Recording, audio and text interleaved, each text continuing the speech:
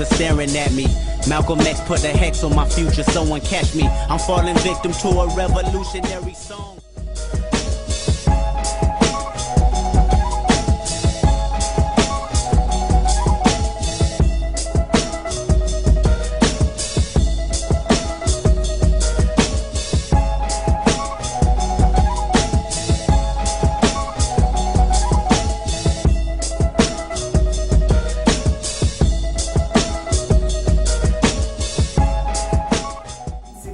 Was a very busy year in the Black Power movement.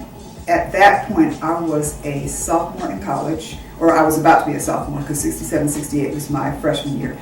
We had just had a major riot on my campus and a white man had been killed. And so there was a lot of talk about Black Power in the air and so forth and so on.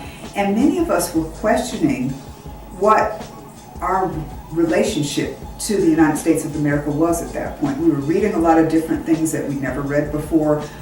We were questioning what capitalism had done to African Americans. All those things were in our minds. And I was 18.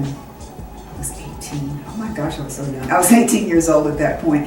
And I can remember when I read about the three athletes, Tommie Smith and I can't remember. Tommie Smith and John Carlos. John Carlos, yeah. When they stood up and gave the Black Power salute, I saw film clips. It made the national news. There was this big to-do about it. And I can remember wondering why people were so upset, why white people were so upset, because many of us who were my age and the age of these athletes, 18, 19, 20 years old, were so upset with this government for wrongs that we thought it had done against black people. I thought it was a commendable thing to do. I thought it took a lot of guts. At the time, I thought it took a lot of guts. And I thought, what better platform than to do it before the world?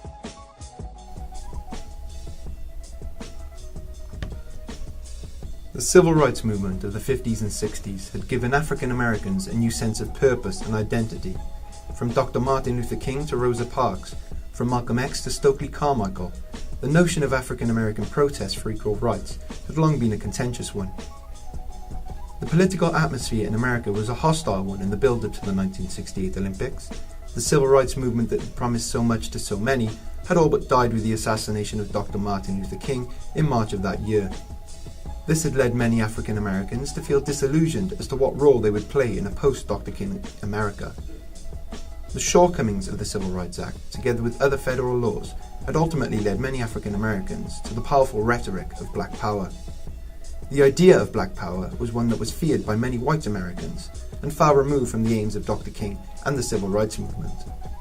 Black Power preached defence from racial oppression amongst other political aims, and sought to do this, where necessary, by force. On the morning of the 16th of October 1968, USA athlete Tommie Smith won the 200-metre race with a world record time of 19.83 seconds. Australia's Peter Norman finished second, and the USA's John Carlos took third. Teammates at San Jose State University, Smith and Carlos were stirred by the suggestion of a young sociologist friend, Harry Edwards. Edwards had asked them, as well as other African American athletes, to join together and boycott the Games. The protest, Edwards hoped, would bring attention to the feeling America's civil rights movement had not gone far enough to eliminate the injustices African Americans were facing. Edwards' group, the Olympic Project for Human Rights, gained support from several world-class athletes and civil rights leaders, but the all-out boycott never materialised. Still impassioned by Edwards' words, Smith and Carlos secretly planned a non-violent protest, much like those of Dr. King. As the American flag rose and the Star-Spangled Banner played, the two closed their eyes, bowed their heads, and began their protest.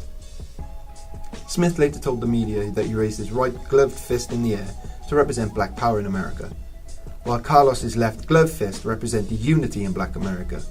Together, they formed an arch of unity and power. The black scarf around Smith's neck stood for Black Pride, and their black socks and no shoes represented Black poverty in America.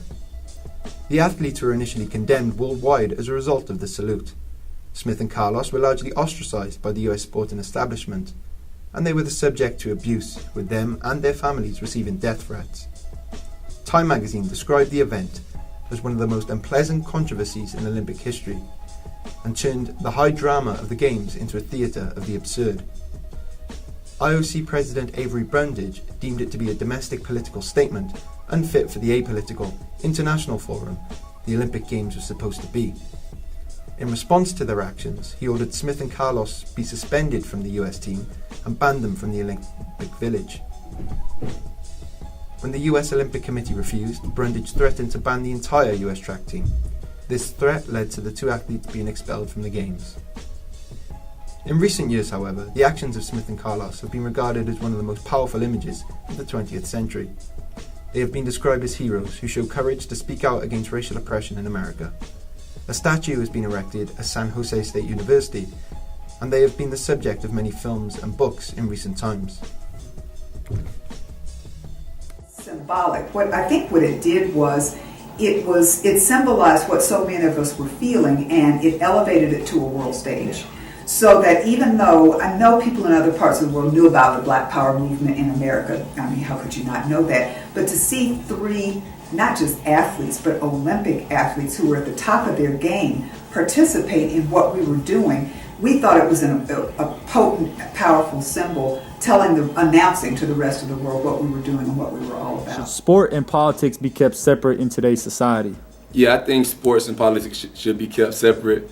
Mainly because it can create confusion and separation of the team. When you have a team, you have a lot of people from a lot of different aspects and different backgrounds, and when you bring in outside factors, it can create animosity and conflict in a team from achieving that one goal. Would you have done the same thing as Tommy Smith and John Carlos in the position they were when they won the 1968 200-meter Olympic dash?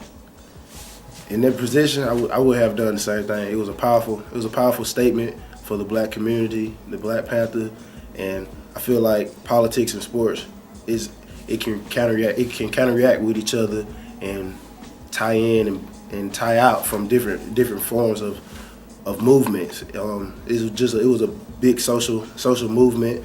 It was public to the public eyes and made people realize that it's a problem that's going on and people are still fighting for black rights. Yes.